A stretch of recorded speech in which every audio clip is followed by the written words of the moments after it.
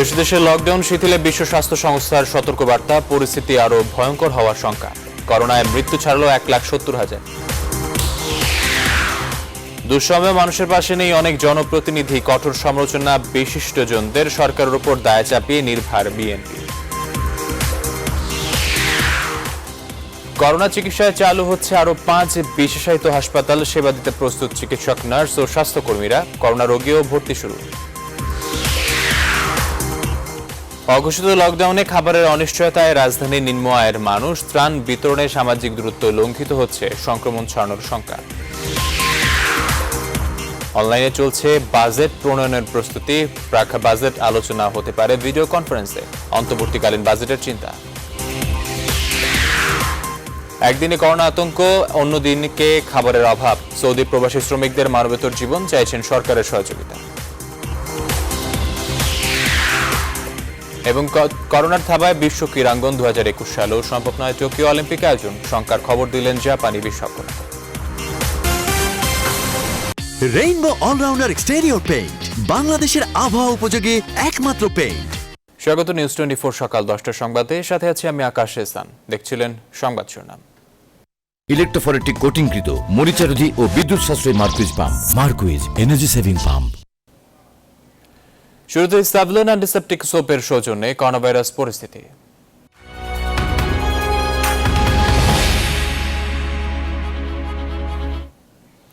এবারে বিস্তারিত। দেশে দেশে লকডাউন শিথিলের কারণে কোভিড-19 পরিস্থিতি আরও ভয়াবহ হতে পারে বলে সতর্ক করেছেন বিশ্ব স্বাস্থ্য সংস্থার প্রধান ডক্টর টেড্রোস অ্যাডহাম ঘেব্রেইয়েসাস। এদিকে করোনা ভাইরাসে বিশ্বজুড়ে মৃতের সংখ্যা 1,70,000 ছড়িয়ে গেছে, আক্রান্ত 24,81,000 মানুষ। এখনও নাজুক পরিস্থিতি যুক্তরাষ্ট্রের, তবে আশার আলো দেখছে ইউরোপ। ইতালি, স্পেন, জার্মানিতে আক্রান্ত মৃত্যুর সংখ্যা কমায় স্বস্তি ফিরতে শুরু করেছে। এদিকে যুক্তরাষ্ট্রে ইতিহাসে এবারই প্রথম তেলের দাম সর্বনিম্নে পৌঁছেছে। বিস্তারিত জানাচ্ছেন চন্দ্রনী চন্দ্রা। মরণঘাতী অদৃশ্য করোনা জালে আটকে পড়েছে গোটা বিশ্ব। সবচেয়ে নাজুক অবস্থা যুক্তরাষ্ট্রে, 24 ঘন্টায় মারা গেছে 2,000 মানুষ। এ নিয়ে মোট 42,489 জনের প্রাণহানি ঘটেছে। এদিকে ইউরোপের দেশগুলোতে করোনার প্রকোপ কিছুটা কমে আসায় ফিরছে স্বস্তি। ইতালিতে করোনা ভাইরাসে গত 24 ঘন্টায় কমেছে সংক্রমণ। গত 24 ঘন্টায় দেশটিতে করোনায় মারা গেছে অন্তত 554 জন। স্পেনে স্থিতিশীল আক্রান্ত ও মৃতের সংখ্যা। ব্রিটেনে করোনা ভাইরাসে আক্রান্ত হয়ে গত 2 সপ্তাহের মধ্যে সর্বনিম্ন মৃত্যু হয়েছে গত 24 ঘন্টায়। সোমবার পর্যন্ত মারা গেছে 450 জন। এদিকে করোনা ভাইরাসের সংক্রমণের জন্য চীনকে দায়ী করেছে জার্মানি। বেইজিং এর কাছে 13,000 কোটি পাউন্ডের ক্ষতিপূরণ দাবি করেছে জার্মানির জনপ্রিয় জাতীয় পত্রিকা বিল্ড। একই কারণে এরই মধ্যে চীনের বিরুদ্ধে ক্ষোভ প্রকাশ করেছে ফ্রান্স, ব্রিটেন ও যুক্তরাষ্ট্র। তার সঙ্গে যোগ দিল জার্মানি। দেশগুলোর দাবি, চীনের উহান থেকে করোনা ভাইরাসের উৎপত্তি এবং বিষয়টিকে তারা ধামাচাপা দিয়ে রাখতে চেয়েছিল। এছাড়া করোনা আক্রান্ত ও মৃতের সংখ্যা অনেক কম করে দেখিয়েছে চীনের বিরুদ্ধে তাদের অভিযোগ। এদিকে জার্মানির এই দাবিকে বেইজিং ভীতি ও জাতীয়তাবাদের চরম বহিঃপ্রকাশ বলে উড়িয়ে দিয়েছে। এর মধ্যে উহানের একটি ল্যাবরেটরি থেকে এই ভাইরাস ছড়িয়েছে এমন বিশ্বাস নিয়ে মার্কিন গোয়েন্দা সংস্থাগুলো তদন্ত শুরু করেছে। তেলের দাম ইতিহাসে প্রথমবারের মতো $0 নিচে নেমে গেছে। জ্বালানি তেলের বাজারে এমনটা আগে কখনো ঘটেনি। এবার যুক্তরাষ্ট্রে উৎপাদিত তেলের ব্যারেল প্রতি মাত্র 0.01 মার্কিন ডলার অর্থাৎ 1 সেন্টেরও কম দরে বিক্রি হচ্ছে। বিশ্বজুড়ে তেলের চাহিদা কমে যাওয়ায় সব ট্যাঙ্কার পূর্ণ। ক্রেতাদেরকে উল্টো জরিমানা দিয়ে তেল বিক্রি করতে বাধ্য করছে প্রতিষ্ঠানগুলো। এদিকে বিভিন্ন দেশে লকডাউন শিথিলের কারণে কোভিড-19 পরিস্থিতি আরও ভয়াবহ হতে পারে বলে সতর্ক করেছেন বিশ্ব স্বাস্থ্য সংস্থার প্রধান Tedros Adhanom Ghebreyesus. Chandrani Chandra, news 24। যুক্তরাষ্ট্রের করোনা পরিস্থিতি সম্পর্কে জানাতে নিউ ইয়র্ক থেকে সরাসরি যুক্ত হচ্ছেন সহকর্মী সুলতানুর রহমান। সুলতানুর রহমান, আপনাকে আবারও স্বাগত। আপনার কাছ থেকে যুক্তরাষ্ট্রের সর্বশেষ অবস্থা জানতে চাবো, পাশাপাশি জানতে চাবো এই করোনা পরিস্থিতির কারণে অনেকেই বেকারত্বের শিকার হচ্ছেন এবং ভবিষ্যতেও হবে। যুক্তরাষ্ট্রের সরকারের পক্ষ থেকে কি ব্যবস্থা নেওয়া হচ্ছে তাদের জন্য আমাদের জানাবেন। পরিস্থিতি আপনি যেমন প্রথমেই শুরুতে বলছিলেন যে প্রায় 42,000 মানুষ এর মধ্যে মারা গেছে এবং প্রতিদিন গড়ে 2,000 মানুষ মারা যাচ্ছে, এবং এরকম একটি অবস্থায় করোনা ভাইরাস নিয়ে শঙ্কা, উদ্বেগ, উৎকণ্ঠা এগুলো তো রয়েছেই, কিন্তু প্রায় 22 মিলিয়ন মানুষ বেকার ভাতার জন্য আবেদন করছে। প্রত্যেক সপ্তাহে এই সংখ্যা বাড়ছেই। এরকম একটা অবস্থায় এরই মধ্যে ফেডারেল সরকার প্রত্যেক ট্যাক্স পেয়ারের জন্য বা যারা সিঙ্গেল তাদের জন্য $1200 এবং যারা দম্পতি তাদের জন্য $2400 এই হারে সবার ব্যাংক অ্যাকাউন্টে অর্থ পৌঁছে দিচ্ছে, এবং যাতে করে মানুষ অর্থনৈতিক যেই সংকটে পড়েছে সেটা যেন মোকাবেলা করতে পারে। এর বাইরে যাদের ব্যাংক অ্যাকাউন্ট নেই, অসংখ্য আমেরিকানের আসলে ব্যাংক অ্যাকাউন্ট নেই, তারা সরাসরি চেকের মাধ্যমে টাকা পাবে। সেটি দেরি হচ্ছে কারণ প্রেসিডেন্ট ডোনাল্ড ট্রাম্প চান যে ওই চেকে যেন তার স্বাক্ষর থাকে। এরকম একটি অবস্থার মধ্যে প্রেসিডেন্ট চাচ্ছেন দেশের অর্থনীতি সচল করতে, কারণ আপনি জানেন যে অর্থনৈতিক এত স্থবিরতার মধ্যে পড়েছে, শুধুমাত্র নিউ ইয়র্ক স্টেটই 10 থেকে $15 বিলিয়ন বাজেট করেছে তারা। নিউ ইয়র্ক কিন্তু ফেডারেল সরকারের অর্থনীতির যোগানদাতা একটি বড় অংশ নিউ ইয়র্ক দেয়। সেই নিউ ইয়র্ক 10 থেকে $15 বিলিয়ন বাজেট ঘাটতিতে পড়েছে, ফেডারেল সরকারের কাছে এই সহায়তা চাইছে। প্রত্যেকটা স্টেট এখন ফেডারেল সরকারের দিকে তাকিয়ে আছে, কারণ জনজীবনের স্থবির হওয়ায় প্রত্যেকটা স্টেট তাদের নিজস্ব যে রাজস্ব পায় সেটি থেকে বঞ্চিত হচ্ছে। উপরন্তু অন্যান্য খাত থেকে তহবিল এনে স্বাস্থ্য খাতে বরাদ্দ বাড়াতে হচ্ছে, কারণ করোনা ভাইরাস মোকাবেলার জন্য এই বিপুল পরিমাণ রোগীদের সেবা দেওয়ার জন্য স্বাস্থ্য খাতে ব্যয় বাড়াতে। এরকম একটি অবস্থায় মানুষের খাবারের সংকট রয়েছে, যে কারণে প্রত্যেকটি স্টেটেই হটলাইন খোলা হয়েছে। যাদের খাবারের সংকট রয়েছে তারা ওই হটলাইনে ফোন করে সংকটের কথা জানালে সেখান থেকেই কর্মীরা মানুষের বাড়িতে খাবার পৌঁছে দেওয়ার ব্যবস্থা করছে, যাতে করে একটি স্পটে অনেক মানুষকে খাবারের জমা হয়েছে না। এছাড়া স্কুলগুলোতে শুধুমাত্র নিউ ইয়র্কে 1 লাখ শিশু না খেয়ে ঘুমোতে যায়। তাদের জন্য এখানকার স্কুলগুলোতে লাঞ্চ এবং ব্রেকফাস্ট এই দুটি বেলার খাবার নিশ্চিত করা হয়। লকডাউন করার আগে এটি একটা বড় দুশ্চিন্তার কারণ ছিল, তাহলে এই শিশুদের খাবারের কি ব্যবস্থা হবে। এখনো লকডাউন করা হলেও, স্কুল বন্ধ করা হলেও স্কুলগুলো থেকে শিশুদের জন্য খাবার দেওয়া হচ্ছে। যাদের খাবার দরকার তারা সেখানে গিয়ে খাবার সংগ্রহ করছে। এর বাইরে বাংলাদেশি কমিউনিটিতে আপনি জানেন যে নিউ ইয়র্কে সহ প্রায় আমেরিকায় 2 শতাধিক বাংলাদেশি মারা গেছে, এবং এর মধ্য থেকে অন্তত 70 জনের লাশের দাফনের ব্যবস্থা করেছে বাংলাদেশ সোসাইটি। এরকম একটি অবস্থায় সবার ভেতরে ভয়, আতঙ্ক, আগামী দিনগুলো নিয়ে অনিশ্চয়তা কাজ করছে। দর্শক, যুক্তরাষ্ট্র থেকে যুক্ত ছিলেন সহকর্মী সুলতানা, তিনি জানাচ্ছিলেন সেখানকার করোনা পরিস্থিতির সর্বশেষ আপডেট। মানুষের এমন দুঃসময়ে যেসব জনপ্রতিনিধি পাশে নেই, এর দায়ে রাজনীতি থেকেই তাদের বিদায় করা উচিত বলে মনে করেন বিশিষ্ট নাগরিকেরা। একই কারণে আওয়ামী লীগ, বিএনপির একাধিক নেতা, এমনকি রাজধানীর 2 এমপিও তাদের সহকর্মীদের এমন আচরণে অনেকটাই ক্ষুব্ধ। বিস্তারিত তহিদ শান্তর প্রতিবেদনে। এক নতুন শব্দ, লকডাউন। রিকশা চালকের রিকশা চলে না, কুলি মুটে মজুরদের কাজ বন্ধ। যাদের জীবন দিন আনি দিন খাই বাক্যকে অনুসরণ করত, আজ তাদের জীবন যে কি দুঃসহ। এমন দাঁড়িয়ে থাকা, খাবারের প্রত্যাশায় সারি সারি হাতের এমন চাওয়াই বলে দেয় কেমন কাটছে রাজধানীর ঢাকার জীবন। আর এই সময়টায় মানুষের পাশে নেই রাজধানীর অধিকাংশ সংসদ সদস্য। 2-1 হয়তো কিছু খাবার দিচ্ছেন, তারাও ক্ষুব্ধ সহকর্মী এমপিদের প্রতি। জনপ্রতিনিধি যাদের অর্থনৈতিক অবস্থা ভালো, এই মুহূর্তে জনগণের পাশে, নিম্ন আয়ের মানুষের পাশে তাদের দাঁড়ানো উচিত, এবং এটা 100% বিরোধী দল হিসেবে বিএনপির সাফাই, তারা যেহেতু ক্ষমতায় নেই, মানুষের পাশে দাঁড়ানোর মূল দায়িত্ব সরকারি দলের নেতাদের। সরকারি কোনো বরাদ্দ না, এটা একান্তভাবে আমাদের নিজস্ব, তাদের যে সাহায্য দরকার তাদেরকে সাহায্য করো।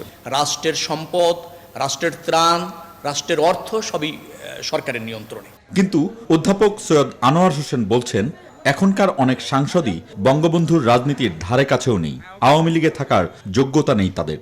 একই মত ঢাকা বিশ্ববিদ্যালয়ের সাবেক VC এস.এম.এ. ফায়েজের। The political leaders, particularly the member of the parliaments, they should come forward seriously. যে জনপ্রতিনিধিরা নানান কারণে বিতর্কিত এবং অভিযুক্ত, তাদের আওয়ামী লীগে থাকা উচিত নয়, এবং আওয়ামী লীগের ঊর্ধ্বতন কর্তৃপক্ষ যারা আছেন তারাও বিবেচনা করবেন যে বঙ্গবন্ধুর হাতে গড়া দলে এই ধরনের প্রতিনিধি বা এই ধরনের মানুষ থাকা উচিত কিনা।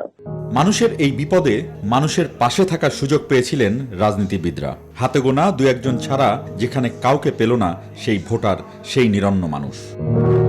তৌহিদ শান্ত, নিউজ 24, ঢাকা। চিকিৎসকদের নিরাপত্তা ও সুযোগ সুবিধা নিশ্চিত করেই দেশে চালু হচ্ছে কোভিড-19-এর আরও 5টি বিশেষায়িত হাসপাতাল।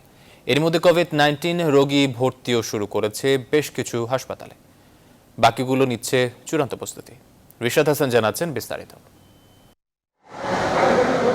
রাজধানীর মুগদা জেনারেল হাসপাতালের করোনা ওয়ার্ডে চিকিৎসক ও স্বাস্থ্যকর্মীদের ব্যস্ততা। কোভিড-19-এর রোগীরা আসবেন, সে কারণেই এই প্রস্তুতি।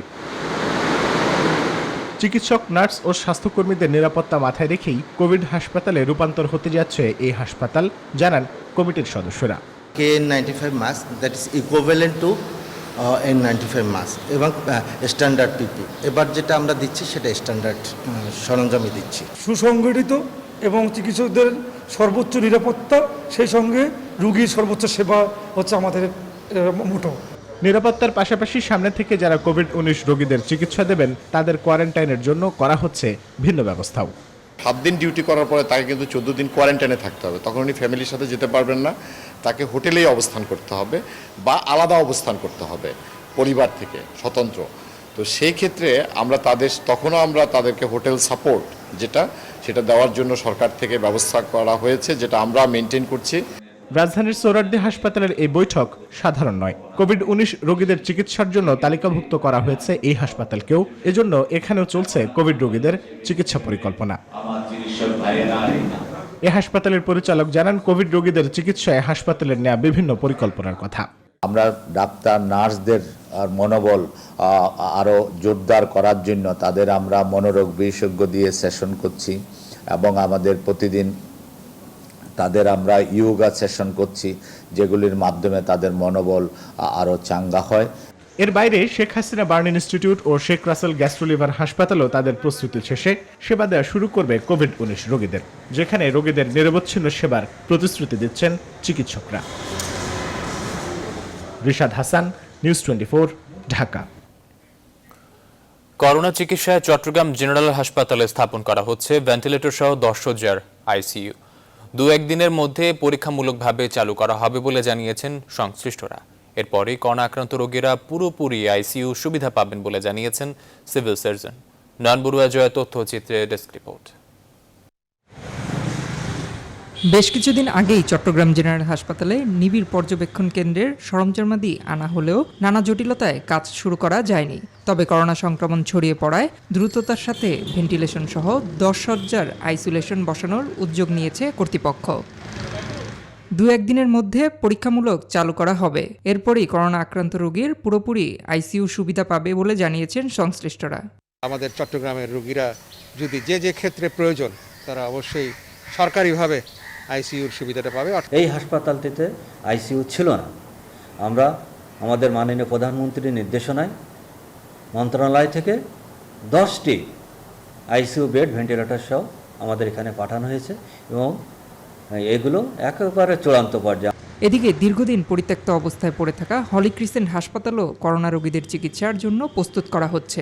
আমাদের যে হাসপাতালগুলো আছে সেগুলোতে আমরা প্রস্তুতি রেখেছি যে কোনো পরিস্থিতির জন্য।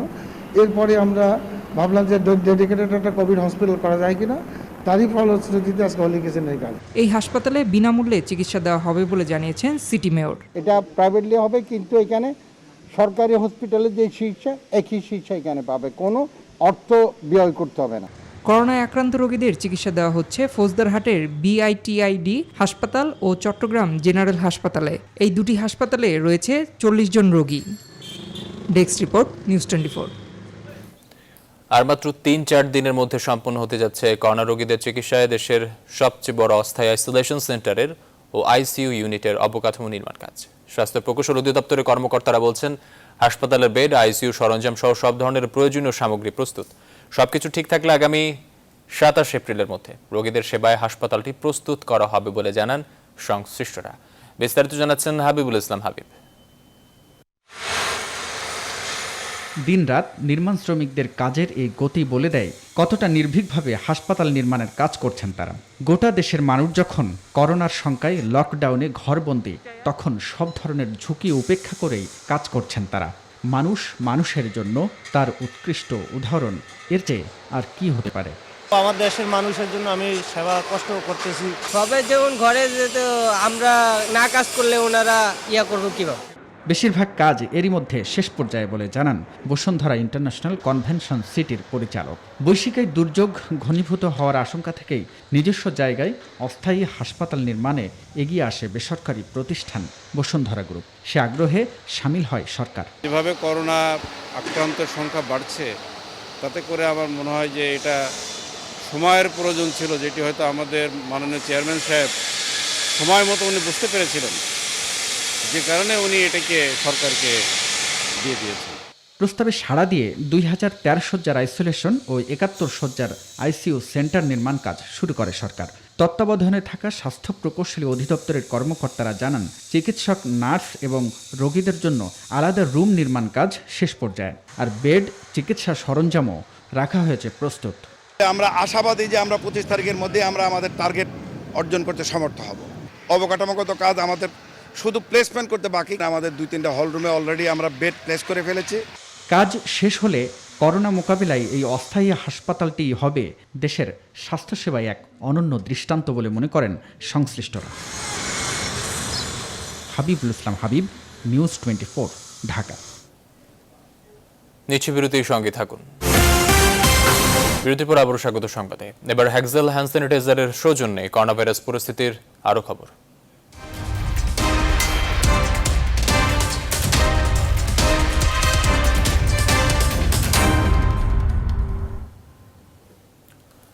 বাংলাদেশে করোনা সংক্রমণ 1.5 মাসের মাথায় মৃত্যু 100 ছাড়ালো।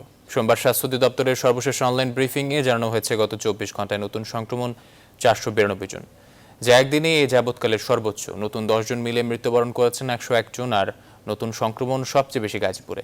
দেশে করোনা ভাইরাসের সংক্রমণ ও মৃত্যু বাড়লেও এখনও সচেতন নয় মানুষ। প্রতিরোধে ঘরে থাকার ছুটি বাস্তবায়নে প্রশাসন, আইনশৃঙ্খলা বাহিনী ও সেনাবাহিনী মাঠে সক্রিয় থাকলেও নানা অজুহাতে ঘরের বাইরে আসছে মানুষ।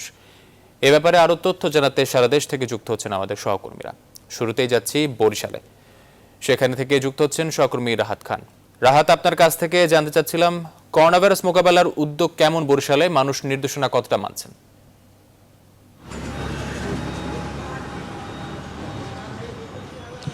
ধন্যবাদ আপনাকে। আসলে সেই তথ্যটা জানানোর আগে আমি একটু বরিশাল বিভাগের সার্বিক চিত্রটা বলে নেই।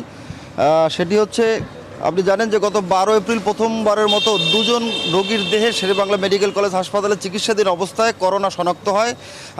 গতকাল পর্যন্ত সবশেষ খবর অনুযায়ী বরিশাল বিভাগে মোট 1154 জন ব্যক্তির নমুনা পরীক্ষা করা হয়েছে। এর মধ্যে রিপোর্ট এসেছে 681 জনের, যার মধ্যে 44 জনের রিপোর্ট হয়েছে পজিটিভ, অর্থাৎ তারা করোনায় আক্রান্ত। আচ্ছা, বরিশাল বিভাগে এ পর্যন্ত মারা গেছে 4 জন, এবং যে 4 জন মারা গেছে তারা কিন্তু মারা যাওয়ার পরে তাদের নমুনা রিপোর্ট পজিটিভ এসেছে, অর্থাৎ তারা আক্রান্ত, সেটি তারা মৃত্যুর পরে জানা গেছে। এ পর্যন্ত বরিশাল বিভাগে মোট 6 জন ডাক্তার এবং 3 জন নার্স সহ মোট 12 জন স্বাস্থ্যকর্মী করোনা আক্রান্ত হয়েছেন। আজকে সবশেষ খবর অনুযায়ী শেরেবাংলা মেডিকেল কলেজ হাসপাতালের করোনা ওয়ার্ডে মোট 19 জন চিকিৎসাধীন রয়েছেন। এদের মধ্যে করোনা আক্রান্ত রয়েছেন 12 জন এবং আইসোলেশনে রয়েছেন 7 জন। এখন আপনার যে প্রশ্নের উত্তরটি বলছি, এমন পরিস্থিতিতে কিন্তু প্রশাসন গত 12 এপ্রিল থেকে পুরো বরিশাল জেলা এবং সিটি কর্পোরেশন লকডাউন ঘোষণা করে, কিন্তু আপনি দেখছেন যে এই নির্দেশনা খুব কিছু সংখ্যক মানুষ মানছে না। আপনি দেখছেন যে সদর, এটি আমি এখন রয়েছি বরিশাল নগরীর সদর রোডে, এখানে কি একাংশ মানুষ, আসলে সব মানুষ বলবো না, কারণ বরিশালের সব মানুষ যে মানছে না সেটি কিন্তু বলা যাচ্ছে না, কারণ অনেক মানুষই এই নির্দেশনা মেনে চলছেন, কারণ করোনা এড়াতে তারা নিজেদের থেকে রাস্তাঘাটে বেরোচ্ছেন না বা সরকারের স্বাস্থ্যবিধি মেনে চলছেন, কিন্তু কিছু সংখ্যক মানুষ কারণে অকারণে রাস্তায় বেরোচ্ছেন। আপনি এই মুহূর্তে দেখছেন বরিশাল নগরীর সদর রোডের একটি ব্যাংক, সরকারি ব্যাংক, রূপালী ব্যাংক, তার সামনে কিছু গ্রাহকের লাইন রয়েছে। আমরা এর আগে কিছুক্ষণ আগে এখানে এসেছি, দেখেছি যে তখন গা ঘেঁষা অবস্থায় দাঁড়ানো ছিল মানুষগুলো। আর আপনার যে তথ্য বা প্রশ্নের উত্তরে বলা যায় এই যে সরকারের স্বাস্থ্যবিধি মানার জন্য বা মানাতে জনগণকে প্রশাসন থেকে কিন্তু নানামুখী পদক্ষেপ নেওয়া হয়েছে। বরিশাল সিটি কর্পোরেশন এলাকায় প্রতিদিন 2টি ভ্রাম্যমাণ আদালত পরিচালিত হচ্ছে। এর বাইরেও প্রত্যেকটি উপজেলায় কিন্তু উপজেলা নির্বাহী কর্মকর্তা কিংবা সহকারী কমিশনার ভূমি তারা কিন্তু প্রতিদিন মোবাইল কোর্ট পরিচালিত করছেন যে মানুষ যাতে এই স্বাস্থ্যবিধি মেনে চলছেন। কিন্তু তারপরে দেখা যাচ্ছে যে নানা অপ্রয়োজনীয় দোকান এই মুহূর্তে যেটা প্রয়োজন না সেগুলো খোলা হচ্ছে। আমার ঠিক ডান পাশে একটি চশমার দোকান রয়েছে, কিন্তু এটি কিন্তু এই মুহূর্তে আসলে প্রয়োজন নয়। ঠিক এরকম ইলেকট্রনিক্স দোকান, নানা ধরনের দোকান খোলা হচ্ছে সরকারের স্বাস্থ্যবিধি অমান্য করে। আর এর বিরুদ্ধে কিন্তু প্রশাসন প্রতিনিয়ত অভিযান চালাচ্ছে। সবশেষে একটি তথ্য আপনাকে দিয়ে রাখি যে গতকাল জেলা প্রশাসন এক গণবিজ্ঞপ্তিতে বরিশাল নগরের 9টি বাজার, বিভিন্ন শিক্ষা প্রতিষ্ঠানের মাঠ এবং খোলা জায়গায় স্থানান্তর করেছে, যাতে মানুষের দেহে করোনা সংক্রমণ না হতে পারে সে লক্ষ্যে এই ব্যবস্থা নেওয়া হয়েছে এবং পরবর্তী নির্দেশ না দেওয়া পর্যন্ত এই ব্যবস্থা বলবৎ থাকবে। এবং এই যে স্থানান্তরিত বাজার সেটি সকাল 9টা থেকে বিকেল 3টা পর্যন্ত চালু থাকবে বলে আমাদেরকে জানানো হয়েছে জেলা প্রশাসন থেকে। এই ছিল বরিশালের সার্বিক চিত্র। ফিরে যাচ্ছে আপনার কাছে। দর্শক, আমরা বরিশালের চিত্র দেখছিলাম, এবার যাব গাজীপুরে। গাজীপুর থেকে যুক্ত হচ্ছেন সহকর্মী নাজমুল হুদা।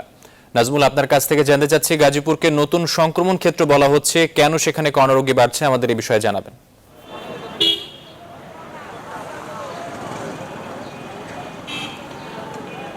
ধন্যবাদ। আপনি যেমনটি বলছিলেন গাজীপুরের যে গাজীপুরের চিত্রটি আসলে ঢাকার বাইরে এবং নারায়ণগঞ্জের পরেই কিন্তু গাজীপুরের স্থান। এখানে যে তারা যে লকডাউন মানছে না, এই পর্যন্ত আসতে কিন্তু 4 জায়গায় কিন্তু আপনি দেখছেন যে মানুষ কিন্তু তারা ব্যারিকেড দিয়েছে এবং এইখানকার যারা পোশাক কারখানার যারা শ্রমিক তারা কিন্তু বেতনের জন্য আপনি দেখছেন যে আপনি একটু ক্যামেরার মাধ্যমে একটু দেখাতে চাই, তারা কিন্তু সড়ক জুড়ে এবং গাজীপুর যে আসলে আক্রান্তর একটি জায়গা এখন সবচেয়ে ঢাকা নারায়ণগঞ্জের পরেই কিন্তু গাজীপুর এবং গাজীপুরের যে কাপাসিয়া এলাকায় এ পর্যন্ত আপনি জানেন যে সেখানে কিন্তু যে চিকিৎসা উপজেলার যে কাপাসিয়া উপজেলার চিকিৎসা কিন্তু ভেঙে পড়েছে, সেখানে কিন্তু কোনো চিকিৎসা হচ্ছে না, কারণ সেই এলাকার সবচেয়ে বেশি মানুষ কিন্তু আক্রান্ত হয়েছে। এবং গাজীপুর কিন্তু 2 জন যে মারা গিয়েছেন তারা কিন্তু নারায়ণগঞ্জ থেকে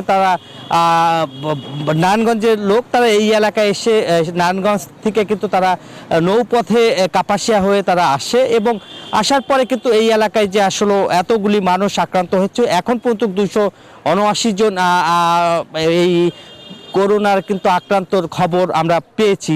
আপনারা দেখছেন যে এইখানে মানুষ কিন্তু তাদের যে লকডাউন তারা কিন্তু মানছেন এবং এখানে যারা আইন শৃঙ্খলা বাহিনী রয়েছে তারা কিন্তু তাদেরকে বোঝানোর চেষ্টা করতেছে এবং সড়ক কিন্তু জুড়ে অনেক মানুষ রয়েছে এবং নারায়ণগঞ্জের পরেই কিন্তু ঢাকার গাজীপুর এবং গাজীপুর একটি শিল্প অঞ্চল, সেখানে কিন্তু পোশাক শ্রমিকরা কিন্তু আপনি দেখেন যে দফায় দফায় কিন্তু তারা রাস্তা কিন্তু বন্ধ করে দিয়েছে এবং প্রচুর যানবাহন কিন্তু চলছে এখান থেকে, যার কারণে এই অঞ্চলের যেসব পরিবহনগুলি রয়েছে আপনার মালবাহী গাড়ি এমনি গাড়ি সব গাড়ি কিন্তু আটকা পড়েছে এবং এখানকার যারা শ্রমিক তারা কিন্তু মানছে না যে এই যে লকডাউন যে মানুষের মধ্যে যে করোনা ভাইরাসটি যে ছড়াতে পারে বা সংক্রমণ যাতে যেতে পারে সে কারণে কিন্তু তারা কোনো কিছুতেই কিন্তু মানছে না এবং গাজীপুর কিন্তু এখন দিন দিন আসলে সংখ্যায় বাড়ছে এবং লোকজন কিন্তু বৃদ্ধি পাচ্ছে।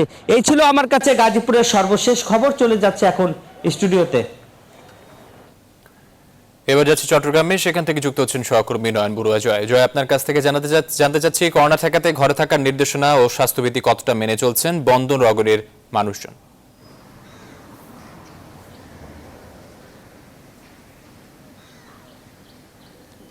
ধন্যবাদ আকাশ। দুঃসংবাদ দিয়ে শুরু করতে চাই, কিন্তু সকালেও যে বিআইটিআইডি হাসপাতাল যেটা রয়েছে ফৌজদারহাটে, সেখানেও কিন্তু করোনার উপসর্গ নিয়ে একজনের মৃত্যু হয়েছে। তাহলে কিন্তু আসলে আপনি বুঝতে পারছেন গতকালও কিন্তু বাঁশখালীতে একজনের মৃত্যু সহ কিন্তু এই পর্যন্ত কিন্তু আসলে 8 জনের মৃত্যু হয়েছে করোনায়। তাহলে আপনি বুঝতে পারছেন যে শারীরিক দূরত্ব কিংবা যে সামাজিক দূরত্ব মেনে চলার যে নির্দেশ রয়েছে কিন্তু কেউ মনে হচ্ছে না। সকাল থেকে কিন্তু আসলে যে আপনি অবশ্যই দেখতে পাচ্ছেন আমি যেখানে আছে মানুষ কিন্তু যেমন খুশি তেমনভাবে কিন্তু চলাচল চলাচল করছে। শুধু এই জায়গা নয়, অলিগলিতে আর কিন্তু আসলে খুব একটা খারাপ অবস্থা। সেখানেও কিন্তু আসলে মানুষ বিভিন্ন দোকান খোলা রয়েছে, যে দোকানগুলো কিন্তু খোলা না রাখার কথা রয়েছে। এমনকি প্রশাসন কিন্তু আসলে খুব একটা তৎপরতা থাকলেও কিন্তু প্রশাসন চেষ্টা করছে, মানুষকে বোঝানোর জন্য চেষ্টা করছেন। এমনকি সেনাবাহিনী নিজেই কিন্তু আসলে মাইকিং করে কিন্তু চেষ্টা করলেই কিন্তু খুব একটা ব্যর্থ হচ্ছে। কিন্তু সন্ধ্যা 6টা থেকে কিন্তু আসলে খুব একটা কড়াকড়ি আরও বেড়ে যাওয়ার কারণে কিন্তু ওই সময়টা কিন্তু কিছুটা মানুষ কিন্তু আসলে যেই নির্দেশ রয়েছে কিছুটা মেনে চলে, এমনকি ঘরের মধ্যে থাকে। তার কারণে কিন্তু আসলে সকাল থেকে মানুষ কিন্তু যে বাজারগুলো আছে সেই বাজারগুলোতে কিন্তু যেতে হচ্ছে। এই অজুহাত দেখিয়ে কিন্তু আসলে মানুষ বের হয়ে যাচ্ছে। আমি আপনাকে দেখাতে চাচ্ছি যে লোক প্রশাসন প্রশিক্ষণ কেন্দ্র আপনি অবশ্যই দেখতে পাচ্ছেন, যারা করোনা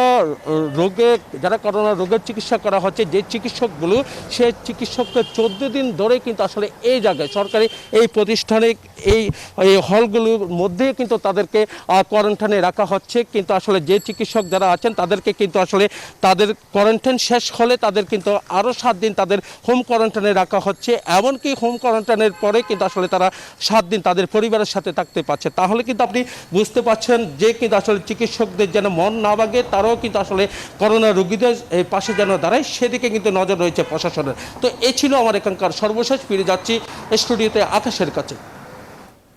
এবার যাচ্ছি ফরিদপুরে, সেখানে রয়েছেন সহকর্মী খায়রুজ্জামান সোহাগ।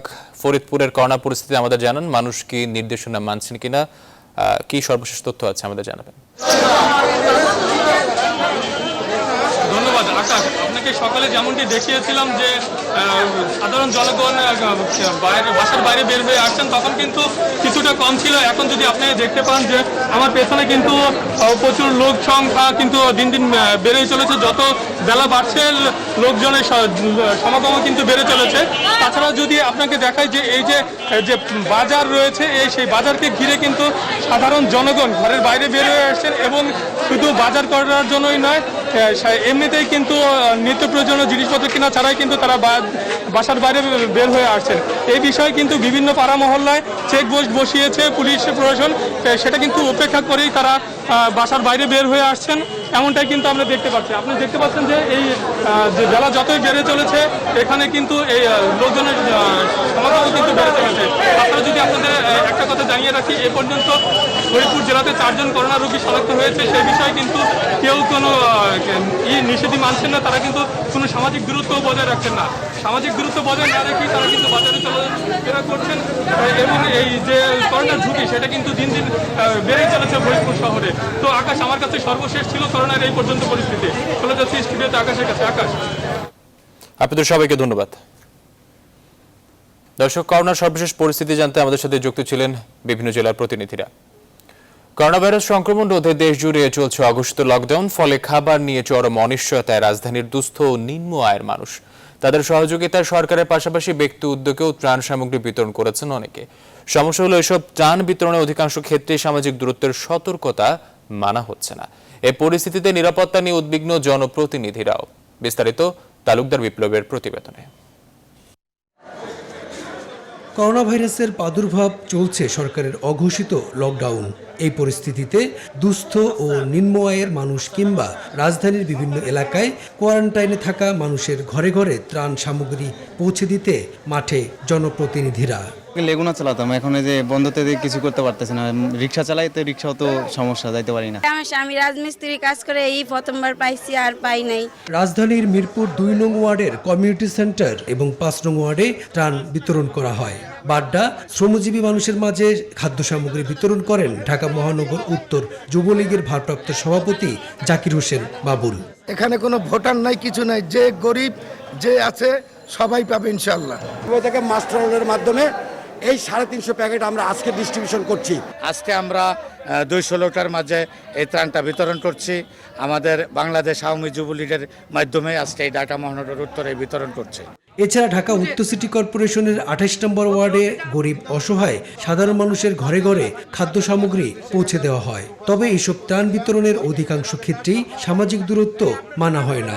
যারা বলতে পারে না তাদের ঘরে ঘরে আমরা পৌঁছে দিয়ে আসতেছি। সকল সহযোগী সংগঠন মিলে আমরা এ যাবৎ প্রায় 2500 প্যাকেট খাবার 2500 পরিবারের মধ্যে আমরা বিতরণ করেছি। ত্রাণ বিতরণে সামাজিক দূরত্ব না মানায় সরাসরি ত্রাণ বিতরণ থেকে সরে দাঁড়াচ্ছেন অনেক জনপ্রতিনিধি। তালুকদার বিপ্লব, নিউজ 24, ঢাকা। নিচে বিরতির সঙ্গে থাকুন। বিরতির পর আবারও স্বাগত সংবাদে। এবার ফার্স্ট সিকিউরিটি ইসলামী ব্যাংক অর্থ বাণিজ্যের সংবাদ।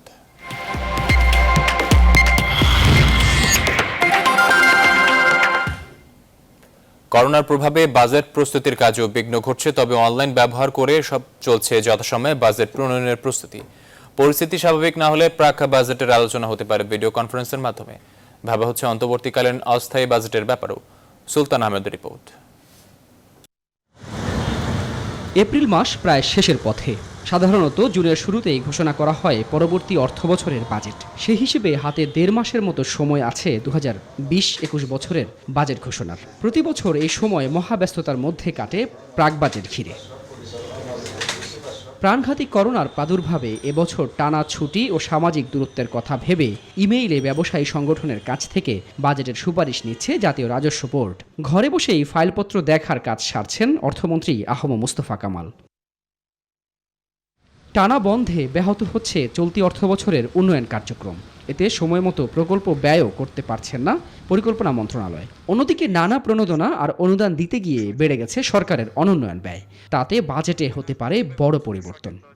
যত টাকা সেভিং বেরোবে বিভিন্ন আনইউটিলাইজড খাত থেকে বা আনইউটিলাইজড প্রকল্প থেকে, ইতিমধ্যে আমরা তৈরি আছে সেটাকে পুনঃ বরাদ্দের জন্য করোনা রিলেটেড ইমার্জেন্সি কাজে, যেটা মাননীয় প্রধানমন্ত্রী বলেছেন। পরিকল্পনা মন্ত্রী আরও জানান, করোনার সময়ে অস্থায়ী বাজেটের বিষয়টিও রয়েছে সরকারের ভাবনায়। যুদ্ধের সময়, মারির সময়, বড় বড় দুর্যোগের সময় খণ্ডকালীন, আপৎকালীন, এরিয়া ভিত্তিক, বিষয় ভিত্তিক বাজেট করা যায়, কিন্তু আমাদেরই টাকা, আমাদেরই অর্থ। চলতি অর্থ বছরের প্রথম 8 মাসের প্রবৃদ্ধি ছিল পরিকল্পনা মাফিক, তবে শেষ 4 মাসের প্রভাবে কমে আসতে পারে প্রবৃদ্ধির হার। বিশ্বব্যাংক এরই মধ্যে পূর্বাভাস দিয়েছে প্রবৃদ্ধি নেমে আসতে পারে 2 থেকে 3% ঘরে, যদিও অর্থমন্ত্রীর দাবি তা 6-এর নিচে নামবে না। অর্থনীতিবিদরা বলছেন, বাজেট নিয়ে না ভেবে এখন প্রয়োজন দুর্যোগ মোকাবেলা করা। সরকারের বাইরে যে একটা ব্রড বেসড পার্টিসিপেশন, একটা অ্যাডভাইজারি কমিটি থাকা, তাদের মাধ্যমে কার্যক্রমগুলো করা, সেটা কিন্তু সরকার করছে না। সরকার এখনো শুধুমাত্র তার প্রশাসনকে ব্যবহার করেই এগুলো করছে। জানা গেছে আগামী 2020-21 অর্থ বছরের বাজেটের আকার হতে পারে 5,80,000 কোটি টাকা।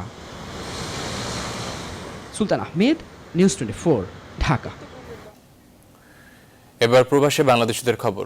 একদিকে করোনা ভাইরাসে আক্রান্ত হওয়ার ভয়, অন্যদিকে ক্ষুধার অসহ্য যন্ত্রণা। এমনই দুর্বিষহ সময় পার করছেন বাংলাদেশের সবচেয়ে বড় শ্রমবাজার সৌদি আরবে থাকা প্রবাসী শ্রমিকরা। সবচেয়ে বেশি মানবেতর জীবনযাপন করছেন কথিত ফ্রি ভিসায় থাকা কর্মীরা। কোভিড-19 সংক্রমণের শুরুর দিকে ব্যাংক লোন নিয়ে নতুন ভিসায় আসা কর্মীরা গভীর সংকটে নিমজ্জিত।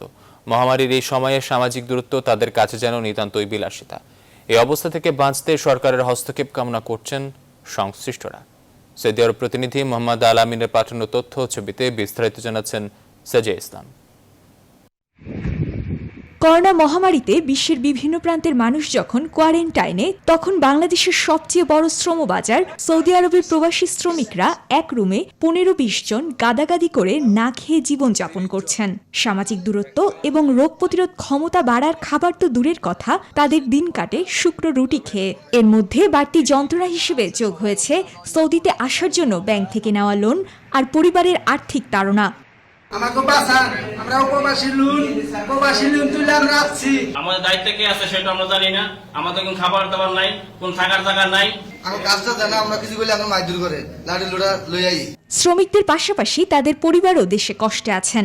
সরকারের দেওয়া প্রণোদনায় প্রবাসীদের পরিবারকে যুক্ত করার দাবি জানিয়েছেন প্রবাসী কমিউনিটির নেতারা। যারা আক্রান্ত হয়েছেন তাদেরকে সুচিকিৎসা দেওয়ার জন্য সৌদি আরব সরকার আপ্রাণ চেষ্টা করে যাচ্ছে এবং তারা সুচিকিৎসা দিয়েও যাচ্ছে। যারা ঘরে অবস্থান তাদেরকে খাবারের চাহিদা মেটানোর জন্য কমিউনিটি নেতৃবৃন্দ এগিয়ে এসেছেন। আমাদের প্রবাসীদের যাদের দরকার তাদেরকেও সহযোগিতা করে যাবেন। দূতাবাস এবং বাংলাদেশ গণপ্রজাতন্ত্রী বাংলাদেশ সরকারের কাছে আমার আহ্বান থাকবে যে সব এই দরিদ্র প্রবাসীদের পাশে দাঁড়ানোর জন্য, সাহায্য সহযোগিতা করার জন্য। সৌদি স্বাস্থ্য মন্ত্রণালয়ের তথ্য অনুযায়ী দেশটিতে এ পর্যন্ত ৯,৩৬২ জন করোনায় আক্রান্ত হয়েছেন, যার মধ্যে ৭৯% বিদেশি নাগরিক। মৃত ৯৭ জনের মধ্যে বাংলাদেশি 18 জন। এ অবস্থায় দূতাবাসের মাধ্যমে প্রবাসীদের জন্য পর্যাপ্ত সহায়তার দাবি জানিয়েছেন প্রবাসীরা। চরম খাদ্য এবং অর্থ সংকটে ভুগছেন বেশিরভাগ প্রবাসী। তার উপর আছে দেশের পরিবার পরিজনদেরকে নিয়ে চিন্তা। দূতাবাসকে অনুরোধ করব ওনাদের এই খাদ্য সহায়তা প্রকল্প আরো ব্যাপক আকারে প্রবাসীদের মধ্যে চালু করার জন্য। হাতে টাকা না থাকায় বর্তমানে নিজ খরচ চালাতে হিমশিম খাচ্ছেন প্রবাসী শ্রমিকরা। এই অচল অবস্থা আরও কিছুদিন চলতে থাকলে চরম মানবেতর পরিস্থিতির সৃষ্টি হবে বলে ধারণা করছেন বিশ্লেষকরা। Desk report, news 24। রাজধানী জুড়ে বিভিন্ন এলাকায় চলছে লকডাউন। নগরবাসীকে ঘরে অবস্থান করার আহ্বান জানানো হয়েছে সরকারের পক্ষ থেকে। তবে অনিয়ম চোখে পড়ছে প্রায় সব এলাকায়। রাজধানীর বিভিন্ন প্রান্ত থেকে যুক্ত হচ্ছেন আমাদের সহকর্মীরা। শুরুতে নতুন বাজার থেকে যুক্ত হচ্ছেন সহকর্মী মৌ খন্দকার। মৌ, আপনার কাছ থেকে জানতে চাচ্ছি কি পরিস্থিতি দেখছেন রাস্তার, আমাদের জানাবেন।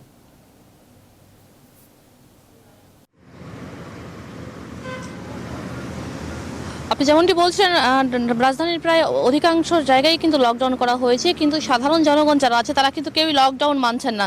আমরা এই মুহূর্তে আছি নতুন বাজারের চেকপোস্টে। এখানে যারা সাধারণ জনগণ রিক্সা নিয়ে বের হয়েছে তাদেরকে প্রত্যেককেই চেক করে ভেতরে প্রবেশ করে দেওয়া হচ্ছে। আমরা দেখেছি যে প্রত্যেক জায়গায় আইন শৃঙ্খলা বাহিনী তারা রয়েছেন, প্রত্যেক জায়গায় ডাবল চেক করে তাদেরকে ভেতরে প্রবেশ করতে দেওয়া হচ্ছে। আপনি দেখতে পাচ্ছেন যে ভেতরে যে ট্রাক রয়েছে এবং বিভিন্ন যাদের পার্সোনাল যারা গাড়ি রয়েছে সেই গাড়িও কিন্তু ডাবল চেক করা হচ্ছে। আর কিছুক্ষণ আগে আমরা আইন শৃঙ্খলা বাহিনীর কর্মকর্তাদের সঙ্গে কথা বলেছি, তারা বলেছে যে তারা চেষ্টা চালিয়ে যাচ্ছে, কিন্তু সাধারণ জনগণ যারা আছে বিশেষ করে বাজারগুলোতে তারা কিন্তু লকডাউন একদমই মানছেন না। তারা দলে দলে বাজার করতে যাচ্ছেন, তাদেরকে বারবার সচেতন করা সত্ত্বেও তারা কিন্তু সচেতন হচ্ছেন না।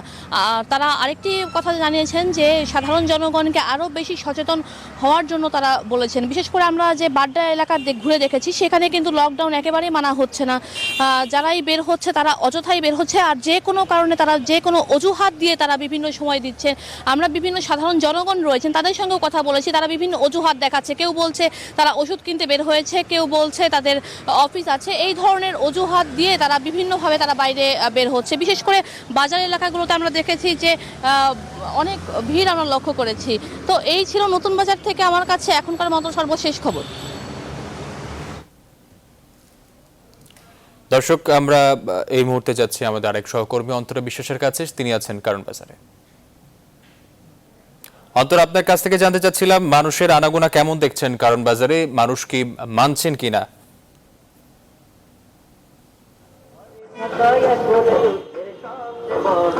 আসলে মানুষের আনাগোনা কিন্তু অনেক বেশি বলতে পারেন কারণ বাজারে, কারণ এখান থেকে আসলে সাধারণ মানুষ যেমন কেনাকাটা করে, সেই সাথে যারা খুচরা ব্যবসায়ী রয়েছেন তারাও কিন্তু পাইকারি দরে এখান থেকে জিনিসপত্র কিনে নিয়ে যান, যে কারণে আসলে ভিড়টা কিন্তু বেশ চোখে পড়ার মতো। আপনি নিশ্চয়ই আমার পেছনে দেখতে পাচ্ছেন যে বেশ অনেক মানুষই কিন্তু এসেছেন এবং কারণ বাজার এলাকায় তারা আসলে বাজার করছেন, এবং এই চিত্র আমরা প্রতিদিনই দেখতে পাচ্ছি। যদিও আপনি জানেন যে বৃহস্পতিবারও এখানে 2 জন করোনা আক্রান্ত পাওয়া গেছে, একজন ব্যবসায়ী এবং তার কর্মচারী, এবং তাদের 2 জনকেই কিন্তু কোয়ারেন্টাইনে নেওয়া হয়েছে। কিন্তু তারপরেও এখানের ভিড় একেবারেই কমেনি, এবং যিনি ব্যবসায়ী ছিলেন তিনি আসলে লাউ ব্যবসায়ী, এবং তার যে আড়ত এবং তার যে বাসা সেই দুটিও কিন্তু লকডাউন করা হয়েছে। কিন্তু তারপরেও দেখা যাচ্ছে যে এখানকার মানুষের যে আনাগোনা সেটি একেবারেই কমেনি, কারণ অনেকেই বলছেন যে এলাকার যে দোকানগুলো রয়েছে সেই দোকানগুলো বন্ধ থাকায় তাদেরকে বাধ্য হয়ে আসলে এই বড় বাজারগুলোতে আসতে হচ্ছে। তো কারণ বাজারের আশেপাশে যাদের বাড়ি এবং কিছুটা দূরেও যাদের দোকানপাট বন্ধ রয়েছে যেসব এলাকায়, সেখান থেকেও আসলে তারা কারণ বাজারে চলে আসছে, যে কারণে ভিড়টা আসলে বেশ ভালোই রয়েছে। এই ছিল আমার কাছে এখান থেকে সর্বশেষ খবর। দর্শক, রাজধানীর বিভিন্ন প্রান্ত থেকে আমাদের সাথে যুক্ত ছিলেন সহকর্মী মৌ এবং অন্তরা। তারা জানাচ্ছিলেন সেখানকার সর্বশেষ পরিস্থিতি। সংবাদে নিচ্ছি আর একটি বিরতির সঙ্গে থাকুন। আবার স্বাগত সংবাদে। আন্তর্জাতিক প্রসঙ্গ। অস্ত্রোপচারের পর গুরুতর অসুস্থ হয়ে পড়েছেন উত্তর কোরিয়ার নেতা কিম জং উন। মার্কিন ভিত্তিক সংবাদ মাধ্যম সিএনএন এর প্রতিবেদনে জানানো হয়, গত 15 এপ্রিল কিম তার দাদার জন্মদিনের অনুষ্ঠানে অনুপস্থিত থাকার পর থেকে সন্দেহ করা হচ্ছে তার শারীরিক অবস্থা ভালো নেই। উত্তর কোরিয়ার নেতাকে 4 দিন আগে একটি সরকারি সভায় দেখা যায়। দক্ষিণ কোরিয়া ভিত্তিক ওয়েবসাইট ডেইলি এন জানিয়েছে, ধূমপান, স্থূলতা ও অতিরিক্ত পরিশ্রমের কারণে কয়েক মাস ধরে কিমের স্বাস্থ্যের অবনতি ঘটেছে। সম্প্রতি উত্তর কোরিয়ার নেতা কার্ডিওভাস্কুলার সার্জারি করেন। এরপরই তিনি গুরুতর অসুস্থ হয়ে পড়েন। দর্শক, এই ছিল এখনকার আয়োজনের সাথে থাকার জন্য ধন্যবাদ সবাইকে।